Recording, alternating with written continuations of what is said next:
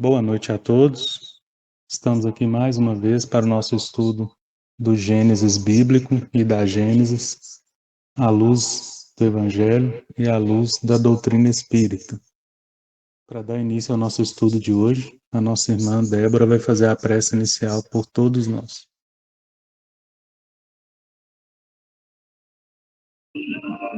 Agradecemos, Senhor, por mais uma reunião e que esse estudo possa transcorrer em paz, possamos compartilhar conhecimentos, ensinamentos e trazer para a nossa vida, para o nosso cotidiano. Agradecemos por cada oportunidade que nos é dada, que saibamos aproveitá-las da melhor forma possível. Obrigado por tudo, hoje e sempre. Que assim seja. Que assim seja. Gente, então nós estamos no item 40 da Gênesis. Nós estamos falando da revelação, né, no sentido da doutrina espírita, propriamente dito. Falamos um pouco do caráter científico dessas revelações, do método científico que é utilizado, né, que foi utilizado por Allan Kardec e que a gente deveria ainda utilizar, né, nos nossos estudos, nas nossas reflexões na doutrina espírita, não num caráter mais aprofundado, né, igual Allan Kardec fez, devido à importância, né, da codificação. Então ele teve muito cuidado, teve toda uma metodologia desenhada, né, para ser feita. Só que a gente meio que perdeu esse interesse em buscar as informações de maneira correta, em ter mais compromisso, né, com aquilo que a gente traz. O espiritismo, de certa forma, ele tomou mais uma direção de misticismo, vamos dizer assim, do que de doutrina de estudo, igual deve ser. É uma crítica construtiva, né? Eu estou trazendo assim, generalizando, que a gente ainda vê muito de misticismo, de idolatria, né? Que não é proibido, mas que nós sabemos que no fundamento da doutrina espírita são coisas que não fazem sentido. O que faz muito mais sentido, né, na doutrina espírita seria esse cuidado, esse caráter investigativo, essa fé raciocinada que Allan Kardec traz para a gente, né, desde o início. Então nós estamos falando de revelação e revelação ela precisa, né, estar relacionado com a verdade. Então, é por isso que nós precisamos ter muito cuidado com aquilo que nós falamos, né, que nós até mesmo acreditamos, que ouvimos, né? Então, fica sempre esse convite para o raciocínio a respeito da doutrina, do evangelho, da religião de uma forma geral. Então, trazendo, né, esses últimos itens que nós temos estudado, a gente está vendo exatamente isso. Todo um cuidado que foi feito, que teve, né, para conseguir trazer essas informações de forma segura. Veja, nós falamos, né, sobre perispírito no item 39 e agora continua falando, né, das propriedades do perispírito. O perispírito, gente, ele ainda não vamos dizer assim, elucidado pela ciência comum. Vai ser um dia, com certeza, mas ainda não é. Só que a doutrina espírita, ela traz tanta segurança, esse método, né, que Kardec empregou para trazer informação para nós, ele traz tanta segurança que a gente consegue falar aqui de espiritismo através da Gênese, sem de fato a ciência comum ainda comprovar o perispírito. A gente consegue fazer isso por quê? Exatamente porque houve esse cuidado em trazer as informações que os espíritos nos apresentaram, houve esse cuidado de verificar essas informações, de anular possibilidades de enganações, de embuste, e trazer algo que a gente consegue acreditar com muita firmeza que é verdade, né? Estou chamando atenção para isso tudo porque nós estamos falando de algo, né, que é o perispírito aqui, de uma forma simplesmente lógica e filosófica. A gente consegue, eu pelo menos consigo acreditar no que está escrito aqui, mesmo que a ciência ainda não tenha comprovado, né, a ciência comum. Vamos ler o texto então para a gente entender, né, o que está sendo falado. O estudo das propriedades do perispírito, dos fluidos espirituais e dos atributos fisiológicos da alma abre novos horizontes à ciência e dá a chave de uma multidão de fenômenos incompreendidos até então por falta de conhecimento da lei que os rege. Fenômenos negados pelo materialismo por se prenderem à espiritualidade e qualificados como milagres ou sortilégios por outras crenças. Tais são, entre muitos, os fenômenos da vista dupla, da visão à distância, do sonambulismo natural e artificial, dos efeitos psíquicos, da catalepsia e da letargia, da presciência, dos pressentimentos, das aparições, transfigurações, transmissão do pensamento, fascinação, curas instantâneas, obsessões e possessões, demonstrando que esses fenômenos repousam em leis naturais, como os fenômenos elétricos, e em que condições normais se podem reproduzir, o Espiritismo derroca o império do maravilhoso e do sobrenatural e, conseguintemente, a fonte da maior parte das superstições.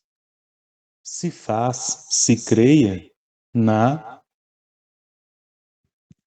possibilidade de certas coisas consideradas por alguns como quiméricas, também impede que se creia em muitas outras, das quais o Espiritismo demonstra a impossibilidade e a irracionalidade.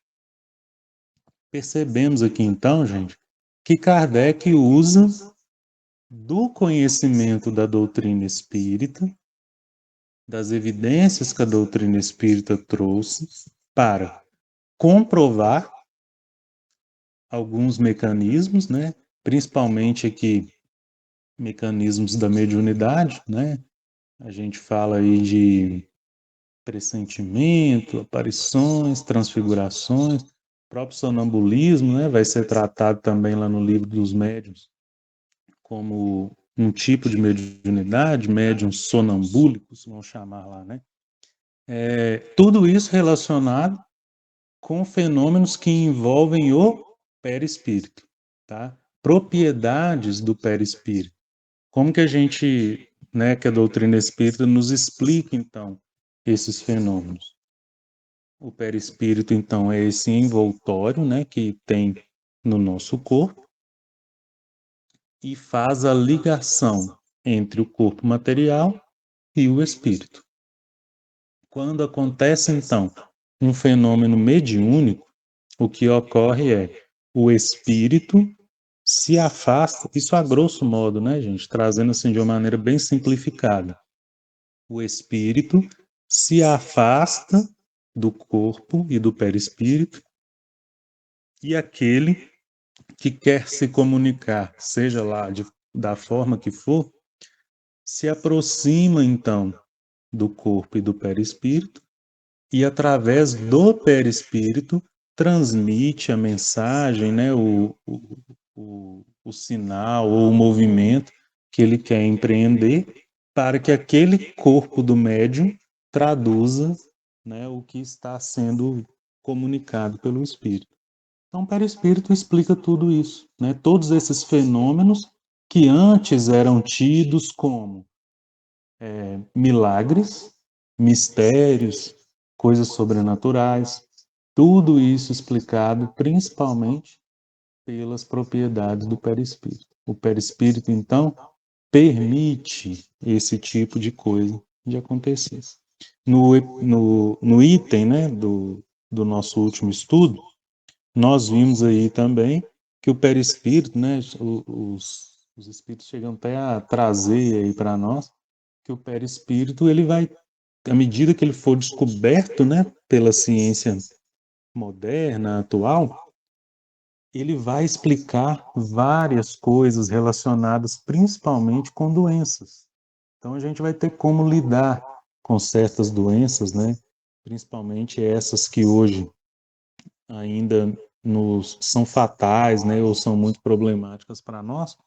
A gente vai conseguir entender e lidar com elas. Por quê? Sabemos também que a doença, quando ela já sinaliza, né, um sintoma no corpo, é porque ela já passou pela esfera do espírito, do perispírito e do corpo. Então, meio que a gente tendo conhecimento da composição, dos mecanismos, né, que envolvem o perispírito, a gente vai conseguir tratar de maneira muito mais eficaz as doenças. Eu não coloco, deixando claro aqui, né, gente, é uma opinião, tá? A minha opinião é que a gente não deve demorar muito para começar a entender, compreender, comprovar o perispírito na ciência comum. Temos, graças a Deus, temos grupos fortes aí, né, de pesquisadores, inclusive aqui em Minas Gerais, na Universidade Federal de Juiz de Fora, nós temos pesquisadores voltados para essa área espiritual. Eu até coloquei no grupo lá, né, que recentemente eles publicaram um estudo que eles fizeram comparando o DNA, a genética, né, de médiums com parentes próximos desses médiums, para ver se tinha alguma alteração no DNA, né, do médium que talvez justificasse algo ali relacionado com mediunidade. E eles conseguiram achar, né, certos padrões, certas diferenças ali no DNA dos médiums em relação a parentes próximos. É algo ainda muito inicial, é um começo, né? Mas pelo menos já demonstra um interesse nosso em estudar a ciência espiritual. Porque não adianta nada a gente falar, né? O espiritismo está vinculado com a ciência é uma base. Se a gente não conseguir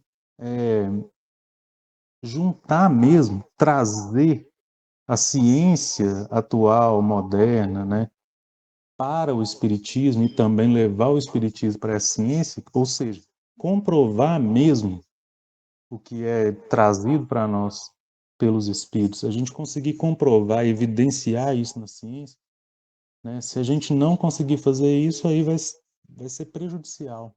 Então, é muito importante já ter pessoas voltadas para esse interesse, tá? Então, é meu sonho, né? Eu vislumbro isso aí de da gente conseguir entender o perispírito, a composição, quando a gente falar de fluido vital, né? A física estuda fluidos. Então, por que que a gente não aplica isso no fluido espiritual, no fluido vital, procurar evidências, entender isso? Já comentei, a gente fica limitado também porque ainda não temos equipamentos, aparelhos para fazer, mas também percebemos que ainda é meio fraco, né, o interesse em entender melhor essas teorias até para conseguir desenvolver também equipamentos. E eu me coloco, né, nessa crítica que eu mesmo estou fazendo, porque estando no ramo da ciência também, eu mesmo nunca parei para aprofundar isso. É uma meta que eu tenho a médio prazo também começar a fazer, mas o fato é que a gente precisa. Então, o que que eu quero dizer? É muito importante a ciência conseguir fazer essas comprovações, mas como eu disse lá no início, né? introduzindo o tema aqui, a seriedade com que Kardec trouxe as informações, o cuidado que ele teve para comprovar que aquilo que ele estava trazendo para a humanidade era verdade, isso nos dá uma segurança, né? Eu falo novamente, como um membro do campo científico. Não temos evidência ainda, não foi revelado, né? Vamos trazer para a nossa linguagem do estudo aqui. Não foi revelado ainda o perispírito, a composição, como que ele funciona no campo científico. Isso para o campo científico é muito grave, né? Significa não temos provas.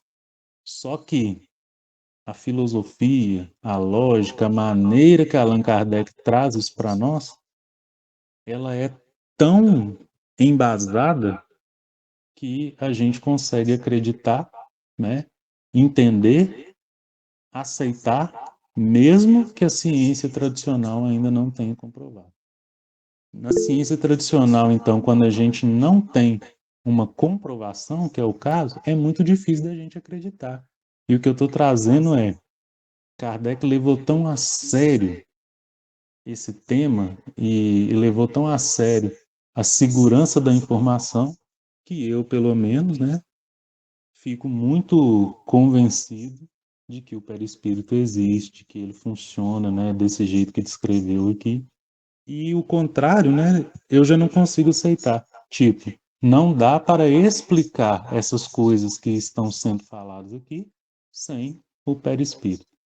Só para finalizar, antes de eu passar para a dona Silvia, o mesmo raciocínio, né, Allan Kardec faz no final aqui, ó, que da mesma forma que a doutrina espírita, com a sua filosofia e ciência, né, nos faz acreditar, entender muitas coisas, também, né, faz a gente entender que muita coisa é né, trazido como sobrenatural, como superstição, muita coisa que não faz sentido, né, que é impossível ou que é irracional, a gente consegue também refutar com base nesse mesmo raciocínio que a gente fez aqui, com base em evidência. Então a revelação ela tem esse caráter de ser verdadeira. E para ser verdadeira, a gente precisa ter cuidado com a informação, né?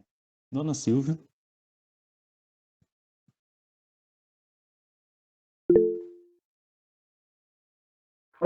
Tiago, você falando da revelação, mas a gente ainda tem. Você vê, o Kardec estudou, Kardec comprova para nós, e mesmo assim, você vê, dentro até mesmo do Espiritismo, assim, você vê que tem muita dúvida, entendeu? Eu vejo isso muito mesmo, mediúnica mesmo. Assim, parece que os próprios médios, eles têm medo. Muitas vezes o que você vê, o que você sente, dentro ali de um estudo, ali está todo mundo, mas você vê que a gente ainda tem medo de contar, muitas vezes, o que está acontecendo. Eu acho que a dificuldade do perispírito é nisso aí que mora, porque se a gente estuda, a gente tem esse dedo todo, você está sempre com medo, porque é difícil participar de um grupo assim que realmente você consiga ali de falar do que você sente, do que você está vendo, porque você vê as pessoas duvidando, assim, as coisas estão ali clarinhas na frente delas e elas ainda estão duvidando.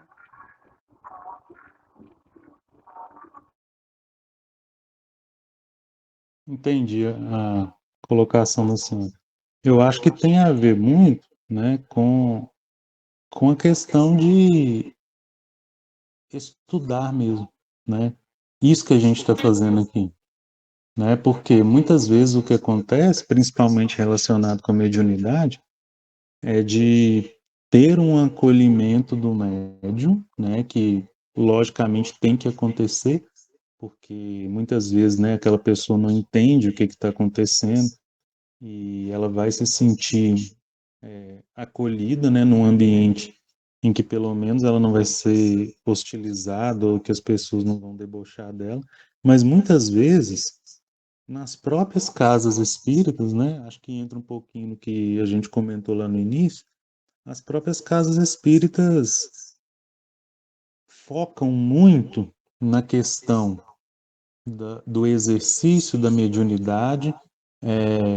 O espírito quer comunicar, vamos ver o que que ele quer falar. Tem casas que até hoje elas são totalmente dirigidas, né, as decisões que são tomadas ali, só através do mentor, né, da casa. Ah, não, o mentor falou, a gente faz, o mentor não falou, a gente não faz. Então, na própria doutrina espírita, ainda tem muita questão de tratar a mediunidade como sobrenatural. Por quê? Por falta de estudo, né? Porque a gente não dá a devida importância que tem que ser dada para o quê? Para o entendimento, né? Se nessas casas, por exemplo, né, nessas situações, lesse de uma maneira cuidadosa, né? Esse parágrafo que a gente leu, esse item aqui, já daria luz, né, para muita coisa. Só que o que acontece muitas vezes é focar no exercício da mediunidade sem estudar mediunidade. Focar no exercício da mediunidade sem estudar o evangelho. Aí fica uma peça solta, né, tratada apenas de maneira sobrenatural, e quando acontece, até mesmo de pessoas da casa que deveriam achar aquilo normal, né, vão ficar ali muitas vezes entusiasmadas com aquilo, ou vão estranhar, ou vão ter medo. Eu acho, né, que isso mostra uma falta de preparo mesmo. Porque na casa espírita é o local que a gente deveria tratar com naturalidade, né, a mediunidade. Eu não estou falando também, né, gente, de uma maneira absoluta que aconteceu uma materialização, aconteceu um transporte de objeto, aconteceu uma mediunidade de efeito físico que chama atenção. Não estou falando que a gente não deve ficar admirado com aquilo, né? Que a gente tem que ser frio, natural. Não estou falando isso, né? Mas o que eu quero dizer é assim, que muitas vezes esse espanto, né, ele é reflexo de um entusiasmo sem o devido preparo do estudo, vamos dizer assim. E aí acaba que traz insegurança para quem deveria auxiliar na mesa mediúnica, né, na parte doutrinária, do esclarecimento, né? Esclarecimento é melhor do que doutrinário. Tanto para essas pessoas, quanto para aquela que está ali sendo intermédio, né, de comunicação, o próprio médio. Então, é por isso que tem que ser muito conscientizado e muito incentivado o estudo, né, da mediunidade, mas não só da parte prática, principalmente o entendimento, né? Porque justamente quando a gente foca só na parte prática, a gente está perdendo a oportunidade de do momento do estudo teórico. Porque no estudo teórico, né, igual a gente está fazendo aqui agora, às vezes a gente tem a gente é inclinado a pensar numa dimensão muito limitada, que somos só nós. Mas na verdade não, né? Temos os mentores da casa, nossos anjos da guarda, aqueles espíritos que planejaram, né, esse estudo muito antes da gente querer fazer, que nos prepararam para querer participar, para ajudar. Então, é um momento que, embora pareça que a gente só está discutindo, mas na verdade a gente está sendo intuído, nós estamos sendo ensinados, né? Então, acho que cai muitas vezes esse tipo, né, de situação que a senhora apresentou, dona Silvia, cai muito na questão do não vou dizer despreparo, mas de não ter tanto interesse, né, no estudo prático quanto se tem para o estudo teórico. Temos casos espíritas, né, que o médium chega lá e muitas vezes precisando de um esclarecimento, de entendimento, e já joga a pessoa ali numa mesa mediúnica, ela nem sabe o que está acontecendo direito, e demora, né, esse acolhimento, demora para ela entender, muitas vezes não tem ali comunicações efetivas, ainda sofre, né, porque não está entendendo, mas porque ela já foi sem preparo para um ambiente que exige preparo, né? Então, tem que tomar esse certo cuidado. Acabou que eu rendi muito. É porque, de certa forma, me preocupa essa questão do preparo, né? Quando a gente fala de mediunidade, nós estamos falando de algo muito específico, né, gente, da doutrina espírita. Então, a gente deveria tratar, né? Acho que foi a colocação que eu comecei fazendo. A gente deveria tratar com a mesma seriedade, o mesmo cuidado que Allan Kardec teve para trazer essas informações. Um exemplo, né, prático.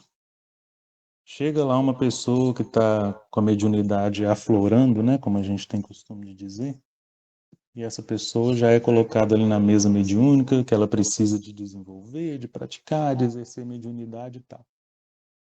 Muitas vezes ela passa para essa parte prática, até tem comunicações efetivas, né? Mas muitas vezes fica naquilo, aí a pessoa tem uma melhora, porque tem um amparo também, né? Começa a entender o que está acontecendo, mas ela perde a oportunidade do principal que a mediunidade traz, que é o quê? A evolução íntima. Qual que é o pré-requisito para o médium ter uma vida tranquila? Levar uma vida moralmente tranquila, o máximo que ele conseguir.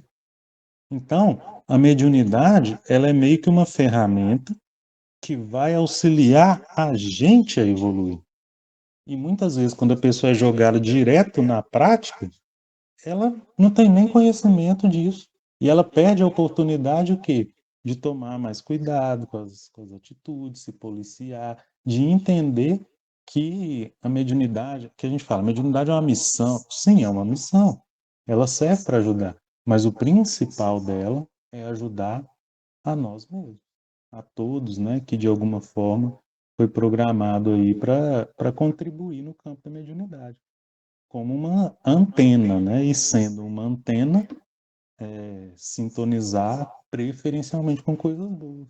Não porque as comunicações dos espíritos menos esclarecidos são proibidas. Não, elas são necessárias, né, para o amparo desses espíritos.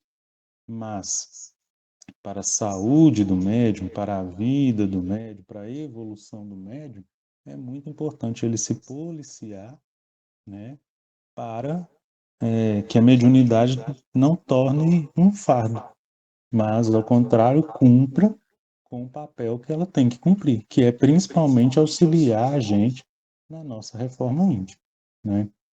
Então, só um exemplo aí para ilustrar o que eu quis dizer. Alguém mais quer comentar aí, gente? Esse tema dá, como se diz, dá pano para manga, né? Dá para discutir muita coisa. Vocês querem falar mais? Ficou alguma dúvida sobre isso aí? O bom é que a gente não tem pressa, né? A gente vai aqui no nosso tempo e tal. Era nesse sentido que a senhora estava falando, não sei? Ou, ou era algo diferente? Sentido, né, Tiago? É que a gente acha que a gente se pega, assim, né? Eu acho que as pessoas é meio incrédulas, assim, aí a gente também fica desanimado. Sim, sim, Mas é isso mesmo, você falou, você acontece. explicou direito. Ô, gente, vamos então para o Gênesis. Vou só pegar meu copinho d'água ali.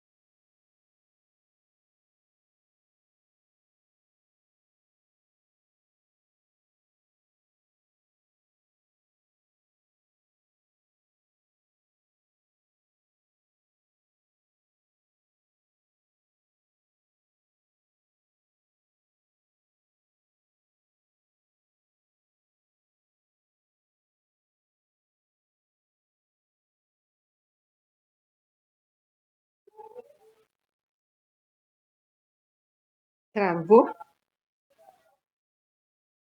Para mim tá parado. Não, tô aqui, né? Tava pegando a Bíblia aqui. Pensei que a Gente, internet tinha caído. não, tranquilo. Deixa eu parar de apresentar isso.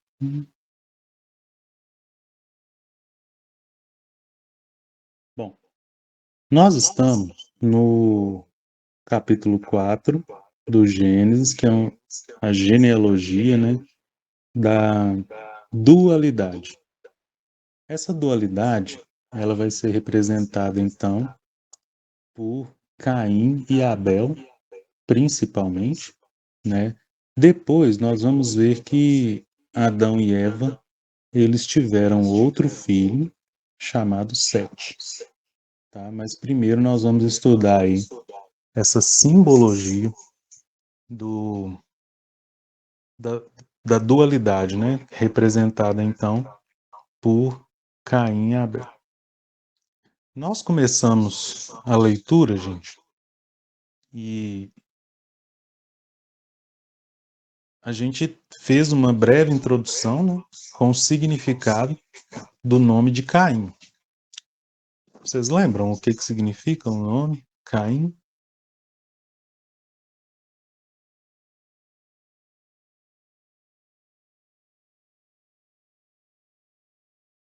Não? Ô, Tiago, eu sei que você falou, mas eu não tô lembrando, não. O Caim. Oi? O Caim, pessoal, ele significa incerto, tá? Caim, então, o que nós vimos, né? Que ele é o primogênito de Adão e Eva. Adão e Eva, né? De novo, relembrando aqui, né? Adão e Eva é a nossa, representa o homem e a mulher, né? E é a nossa parte interna do racional e do sentimental, razão e sentimento. Adão, então, ele representa, né, a razão ainda imatura, a razão que é muito facilmente corrompida pelo sentimento, e Eva representa o sentimento impuro. Então, o que nós estamos falando com Caim e Abel, nós estamos falando então de frutos dessa união, né? O sentimento impuro e a razão vacilante. Desta união, então, de um ser humano, né, que está em desenvolvimento, que está em aprendizado e que já tinha conhecido o mal, isso é muito importante, tá? Já passamos aqui o capítulo 3, que é a genealogia do mal. Então, aqui estamos num estágio da humanidade em que o homem já conhecia o mal e já sabia dos benefícios temporários do mal. Com isso, então, o ser humano fica iludido de que fazer o mal compensa. Vamos nos colocar no lugar desse ser humano lá no início, percebendo que se ele atacasse, por exemplo, a aldeia vizinha e conseguisse, né, pegar ali terras, muitas vezes a terra dele era infértil, mas a terra da aldeia vizinha era fértil, dava muitos frutos, vegetais, alimentos, né? Dava para criar os rebanhos. Eu vou lá, sou mais forte, né? Ou tenho mais quantidade numérica de pessoas na minha aldeia. A gente vai lá, mata aquele pessoal, ataca, né? E fica com os bens. Isso, do ponto de vista da sobrevivência, é muito atrativo. Era muito atrativo naquela época, né?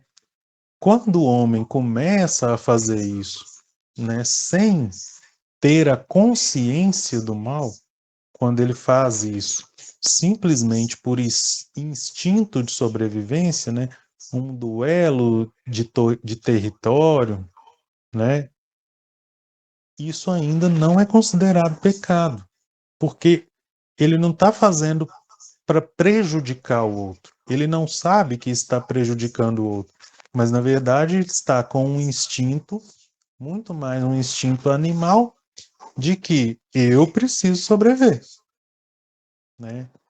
Agora, pensemos o contrário. A gente já sabe que é errado tomar posse daquilo que não é nosso, matar o outro, né?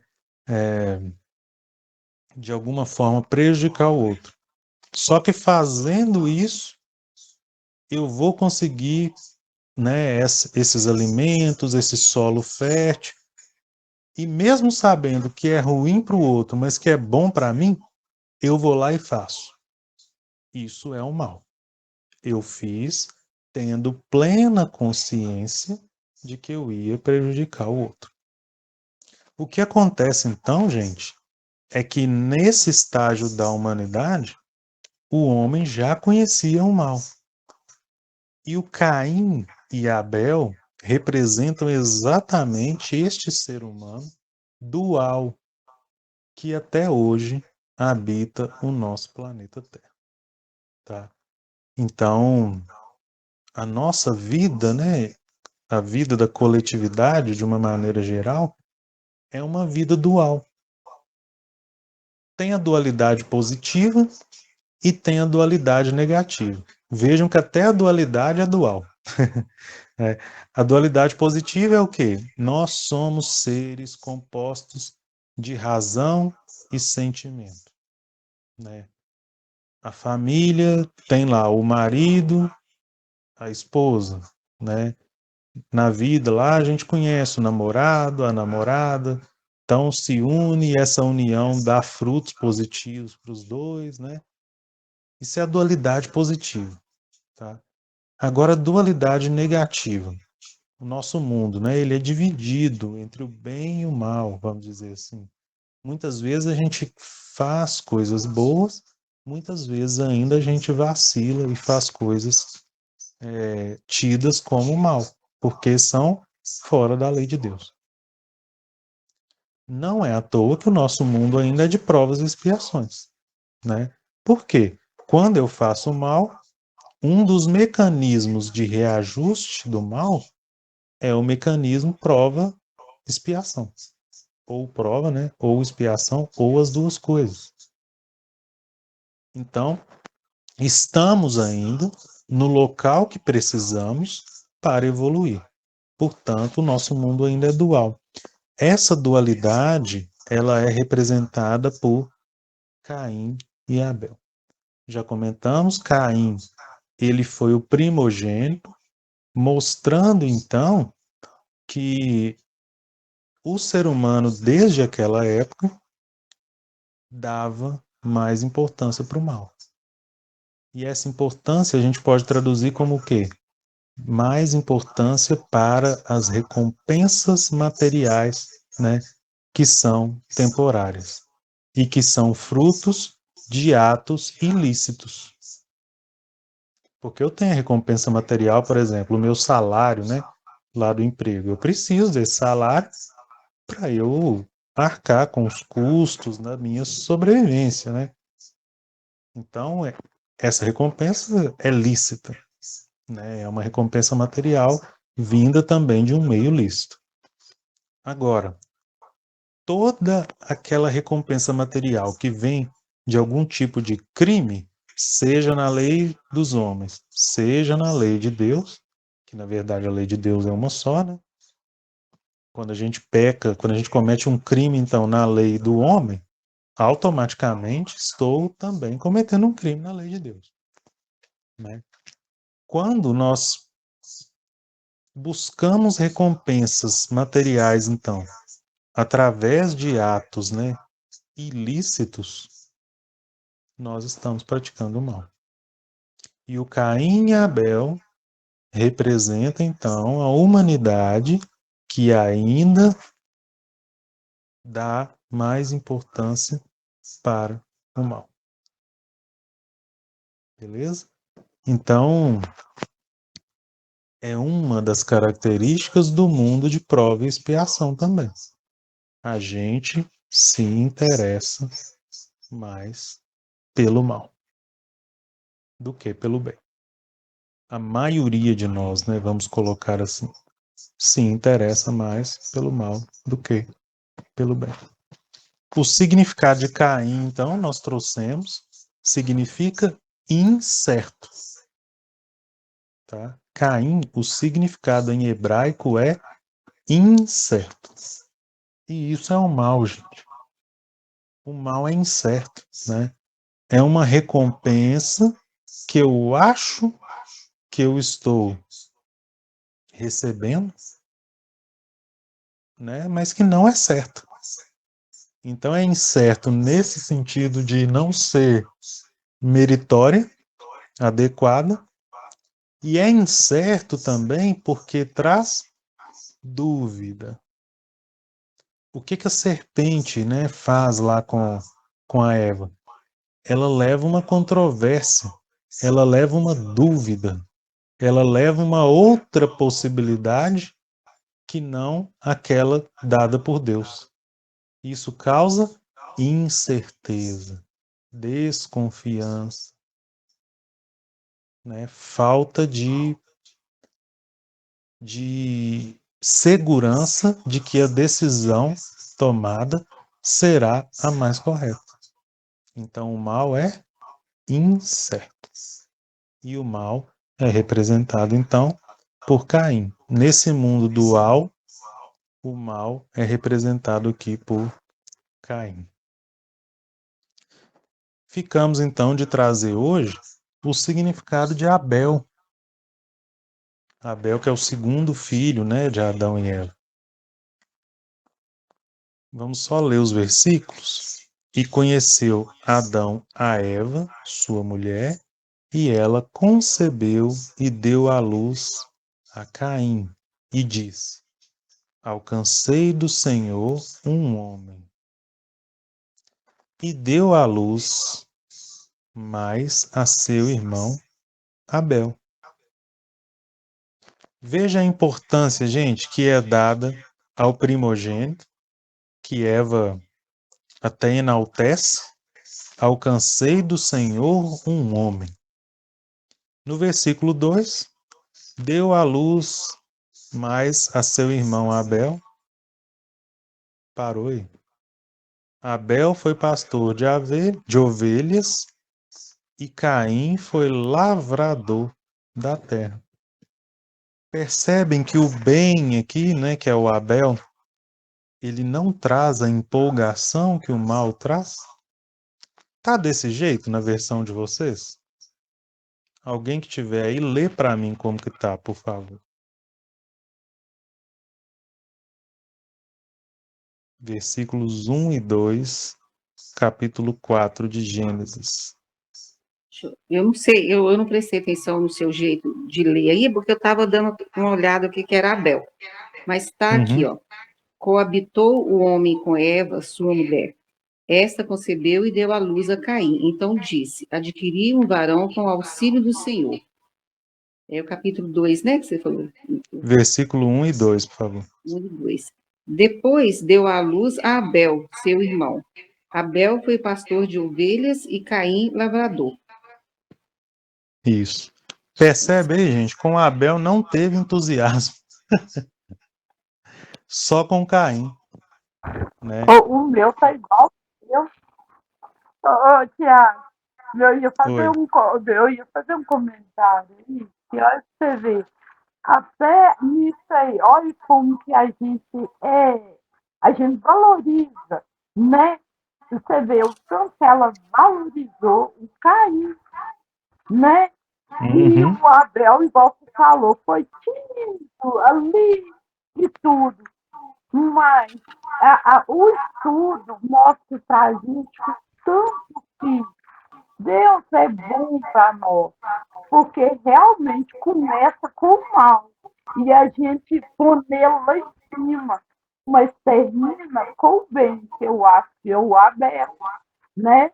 E vai, aí mais para frente, com certeza, vai mostrar a gente o tanto que Deus é maravilhoso na nossa vida, né? Isso mesmo. Nós vamos perceber que isso aí, né, gente, numa aplicação prática, né? Olha só, as notícias, né, que a gente sempre comenta, como que a gente valoriza tanto as notícias de desastres, né, de assassinatos, de coisas ruins que estão acontecendo. Muitas vezes a gente nem para, né, para fazer uma prece para ajudar as pessoas, mas a gente tem um interesse de saber daquilo. E muitas vezes as notícias boas, elas duram, elas vêm assim como se fosse algo normal, né? O bom, né, o bem, o bom deve ser algo normal. Mas eu digo assim, o entusiasmo, né, o interesse que a gente tem com as notícias boas, né? A Mansão do Caminho, por exemplo, ajudando milhares de pessoas lá todo dia, né? A gente não se empolga com isso, não se inspira com isso, enquanto a gente deixa o mal, né, e aquilo que perturba, aquilo que traz de certa forma ali uma notícia desagradável, tomar conta da nossa cabeça, tomar conta da gente, né? Muitas vezes, não estou dizendo que a gente não deve se informar, mas seria muito mais útil, por exemplo, a gente se informar para ajudar, né? Para fazer uma prece que seja. Mas a gente não pensa nisso. A Eliana quer falar? Então, Tiago, é o que você está falando aí, que a gente não tem a mesma, como você falou, a gente não tem a mesma empolgação com as notícias boas, né? Mas, na verdade, é porque as boas não chegam. Você falou que não tem empolgação de uma maneira generalizada, né, claro? Mas que não chega no ouvido da gente coisas boas, né? E as ruins, se a gente procurar, não chegam, sabe? Então, Sempre, às sempre é vezes, assim. igual, hoje eu fiquei sabendo de 3 suicídios. Não me fixei em ouvir, em saber quem, nem onde, nem por quê. Uma cliente falou aqui na loja que estava indo em 3 velórios, porque 2 parentes tinham suicidado. Depois eu vi o meu marido comentou alguma coisa, eu nem me fixo assim, porque eu fico chocada, sabe? Eu fico chocada, gente, como é que a humanidade está tão perdida, tão desorientada para ficar fazendo essas coisas assim, tão desesperadoras, né? Sim. Isso aí, esse carnaval aqui, eu quase não ligo televisão, porque eu gosto de assistir filme, série, essas coisas. Mas você liga a televisão, um segundo, já passa 3, 4, 5 notícias de atrocidades. Então, o mal realmente está sendo dado muito mais ênfase a ele, né? Isso é horrível, com certeza. Isso mesmo. E o bem não aparece tanto exatamente porque o retorno da gente, né? Vamos dizer, a audiência nossa para o bem é baixa. Então, retroalimenta para o mal sempre continuar aparecendo. É À verdade. frente, né? Pessoal, deu nosso Eu, tempo eu, aqui. eu, eu procurei aqui rapidinho para saber o que era Abel, né? Deixa eu ver aqui, mas é Diga tão aí assim para nós, também, Eliana. sem tanto ênfase mesmo, sem muita coisa, porque está aqui. Abel tem origem hebraica e pode significar sopro, respiração, névoa, vapor, transitoriedade. Excelente. Isso mesmo. Nós íamos discutir esse significado hoje, mas já vai pensando aí, pessoal. Semana que vem nós vamos discutir. Lembrando, né, gente, como que a vida surgiu? Soprou Deus nas narinas do homem, um É, sopro de isso vida, mesmo. né? Então, um sopro, o bem está representando a vida. Nós vamos discutir com mais detalhes. Obrigado, Eliana. Nós vamos discutir com mais detalhes no próximo encontro. Vou fazer a nossa prece final para a gente manter o horário. Deus, nosso Pai, Jesus, nosso Mestre, obrigado pela oportunidade. Obrigado por nos dar boa vontade, interesse de estarmos aqui aprendendo mais sobre o seu Evangelho, sobre o Gênesis, sobre a doutrina espírita. Que a sua paz e luz alcance os nossos lares, os lares da nossa vizinhança, da nossa cidade. Que o Senhor abençoe, Pai, cada irmão que foi lembrado aqui por algum ato impensado, que seja de suicídio, que o Senhor acolha esses espíritos, que nós não temos conhecimento de quem é, mas que temos a certeza que são seus filhos. Que o Senhor abençoe a adolescente Vitória, do caso recente lá de São Paulo, que possa ser acolhida no plano espiritual. Que o Senhor também tenha misericórdia dos algozes, dos familiares, de todos os envolvidos. Que o Senhor abençoe, Pai, todos aqueles que sofrem, todos nós que precisamos tanto de Ti. Que a sua energia positiva, reconfortante, possa chegar a cada coração que sofre. Que o Senhor possa abençoar a água que porventura tenhamos deixado para ser fluidificada. Que o Senhor abençoe a nossa semana que se encerra e a próxima que se inicia. E que, inspirados pelo seu Evangelho, pelo seu amor, nós possamos melhorar cada dia mais e buscar a nossa evolução. Que assim seja. Pessoal, boa noite. Até semana que Assim vem. Tudo seja. de bom. Boa noite. Obrigada. Boa noite a todos. Boa noite, gente. Fica todo mundo com Boa Deus. noite. Bom fim de semana. Com Deus também. Boa noite, obrigada.